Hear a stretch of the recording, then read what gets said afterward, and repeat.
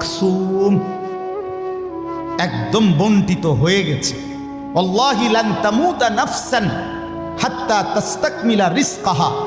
আল্লাহর নবী বলেন, আল্লাহর কসম, একটি আত্মা, একটি প্রাণ মৃত্যুবরণ করবে না কোনো আত্মা তার জন্য বরাদ্দকৃত রিজিক পূর্ণ না করে। বাতেই লোকমা না খাইয়া আপনার বাপের ক্ষমতাও নাই, আপনি মরে যাবেন। আর যেটা নাই সেটা আপনি খাইতে পারবেন না।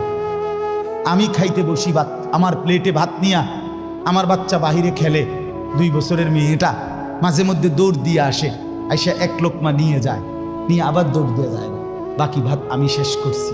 তা আমার মালিক যেন বলে, আনিস, ওই মাঝখানের এই লোকমাটা তোর মেয়েরই ছিল, আমি তাকে যথাসময়ই নেওয়ার জন্য পাঠাইছি।